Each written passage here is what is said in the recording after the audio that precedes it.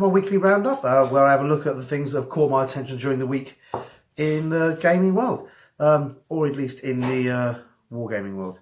There's quite a few interesting bits and pieces coming out this week. For example, we've seen them in previous weeks, but coming up for where are we? Coming up for order today from GW's website, we've got the Ambots, which are some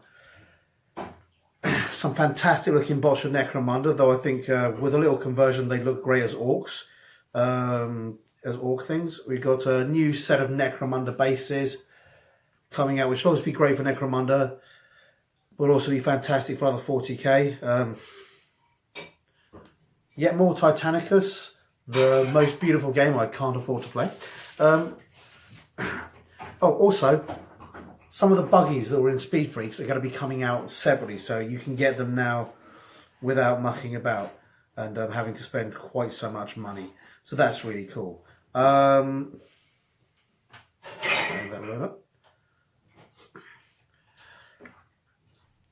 Yet another cool thing, we have a Primaris Lieutenant in Reaver, which is frankly amazing. Let's get that there. See if it'll... Oh, you do. No, it's not going to line up a bit. But that's another reveal this week from the Shadow Spear box set. You see, it's got front and side views there as well. So that's looking pretty amazing. They've come out with a few more bits and pieces. For example, it's going to be on a place called Nemengast.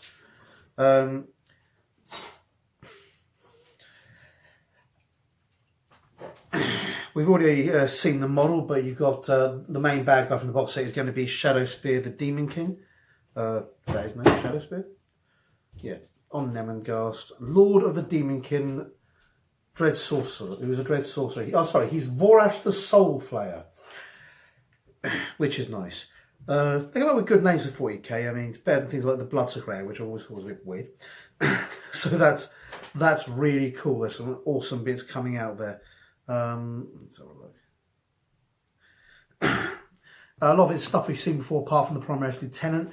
The Primaris Lieutenant looks cool. It'll be interesting to see what rules differences he has. Obviously, he's in Reaver armor, but Reaver armor, not massively different from standard armor. Good, but not terrible. Be interesting if he gets things like the Reaver Shout or anything like that. Got some more stuff out from one of my perennial favourites here. If you're looking for fantasy heads, or if you're looking to convert something like Dark Angels, if there's any Dark Angel fans out there, I'm just waiting for it to load up, sorry. Yeah, that'll do.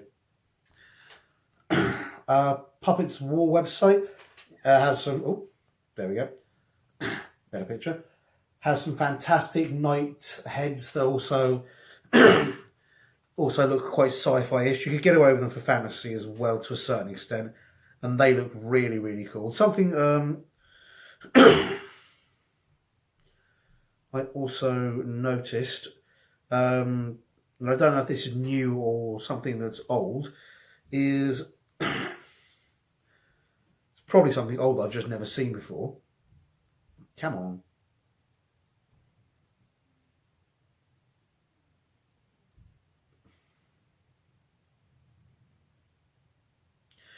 Are these awesome knight counters they do, which are frankly pretty awesome for, if you've got a Bretonnian Blood Bowl team, they're great for keeping track of your scores and things like that.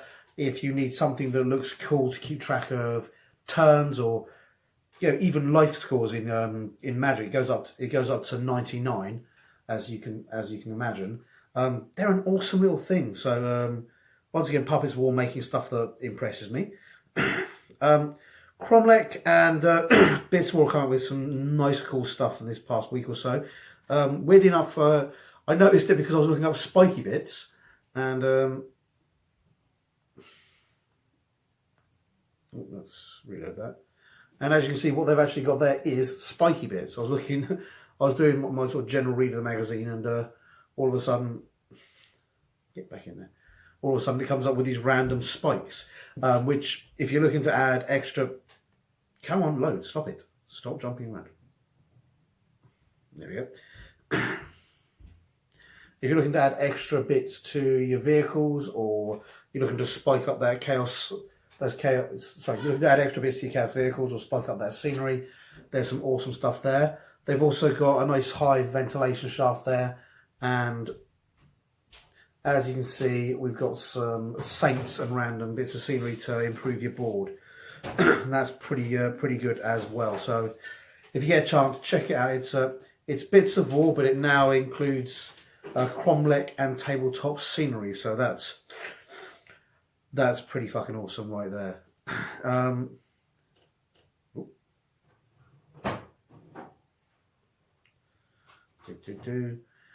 Again, for the Blood Bowl fans, we've got some fantastic stuff. Punga Miniatures, it's releasing a new Kickstarter. It's not good, the Kickstarter's not going to be out until April, but they're already showing some stuff there. We've got a new Pirate Ratman team, so we've got those guys there.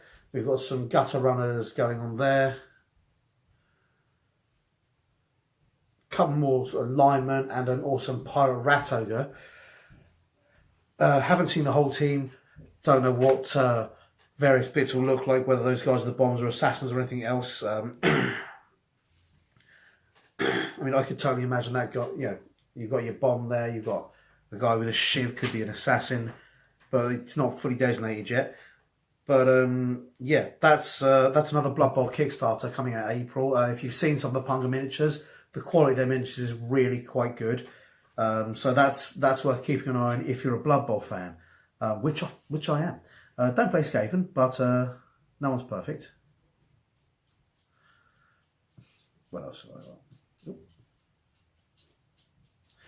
Something I saw a while back, but I neglected to actually go through is, yep. There's a fantastic little Kickstarter.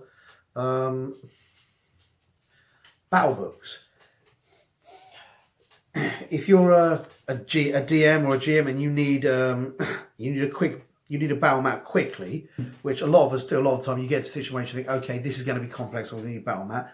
They're actually doing ring-bound books where you can just flip it over, and all of a sudden, literally instant battle map. So this looks really good. It's already funded as a Kickstarter, but it's certainly worth looking at. I think you might still be able to fund. I'm not 100% sure because I haven't got to the bottom of the page yet. Estimated delivery September 2018, but you've got the maps there, and you can double up on the maps to extend them. Obviously, you're probably only going to be limited to maps of the size of the book, but looking at the amount of squares we've got on these books, and there's various volumes. You've got you've got the big book of battle mats, you've got the giant book of battle mats. So depending on how big you want it and how much you want it, you've got a lot of options. There's even a sci-fi mat if you're playing things like Starfinder or any of the sci-fi based games. So that's really cool. Looks like it's going to be like the first word in convenient battle mats. And that's always an issue when you're looking at setting up battle mats and setting up things. I've got one of the Chessex dry white roll mats. They're really quite easy because you can draw on them and wipe them off as you go. But the main thing about battle mats tends to be the cooler they look, the more realistic they look, the longer they take to set up and the more they slow your game down. This looks like it's going to be something to basically try and counter. You get the book out, you slam it over to a page which is as close as you can get, which is as close to the situation as you can get or as you need, and then you use that. A lot of people don't use battle mats, and to be fair, most of the time I don't, but when I do use them, having something like that that's going to be really quick and really convenient is probably going to encourage me to use them. The simple fact that you don't tend to need battle mats right up to the point that you do because something's gone too complicated, people aren't sure where they are, aren't sure how far away they are, and you just tend to need it to keep track of some of those details, which can get confusing in the heat of battle. So something like that looks like it's going to be a great one to look up and go for. Final thing, I also do LARP every now and then. Something's launched, so I've come across this new project by a company called Rogue Events. Now, I've no idea how good these guys are. I've never been to one of their events, but they're doing a LARP, a live action murder mystery Kickstarter. So basically, it's like a murder mystery weekend, but with LARP elements in it.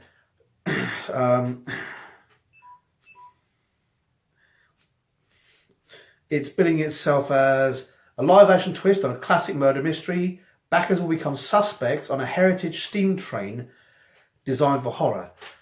So it's going to be an actual live action murder mystery horror LARP on an actual heritage steam train. So you're talking a classic steam train with classic stuff. Project was launched in March the 1st, so it's a couple of days ago. Their goal is 2,200. So far they've made 800. So, you know, hopefully that'll continue. They've got 2 sets of backings. One's about 50 quid, which is, I say one's about 50 quid. Where are you backing? Campaign. One's about 50 quid, which actually gets you a ticket. Although they do have, yep, sorry. There you go. Standard fare, £50. Oops, sorry. And then you've got a first class fare of £75. So that's all cool. The £75 one, which is the first class fare, gives you a bespoke upper class character. Whereas the standard £50 is just a bespoke character. And both of them give you a seat in a heritage thematic experience. And then the 75 one is a seat in a first class cabin in a heritage thematic experience. So it looks like it's going to be really, really cool.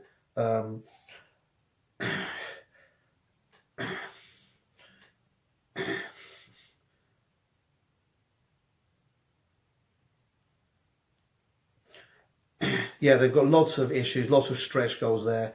But it sounds like it's going to be something that's really cool and very unique. Anyone does LARP, you know, there's a lot of LARPs out there. It's not specifically saying how you're going to be affecting the LARP aspect of it, whether you're going to be shooting and fighting. It says here, we will put you at the heart of the story as you become a suspect on the murder-bound 1016 steam train. All decisions and outcomes are influenced by you and your friends. Catching the real killer is one thing. Convincing detectives to arrest an innocent adversary is a different kettle of fish entirely. This experience is all about social deduction and influencing other players. So I don't know if there'll be a combat aspect to that live action, but certainly it sounds like something really interesting, and it sounds like someone's come up with a great LARP idea with a twist, particularly if you like steam trains. I think they're okay, but frankly, it sounds like a lot of fun. So yeah, that's the another thing. Yeah, lots of exciting stuff coming out this week. Hope you guys enjoyed that. Please feel free to check out the websites, and I hope I'll see you guys next week. Bye. Hi guys, hope you enjoyed that video, and if you did, remember to like and subscribe to my channel. I'm also on Facebook and Twitter. Not sure why, but I am. So if you like it, see me there, and please tell your friends. Thanks very much. Bye.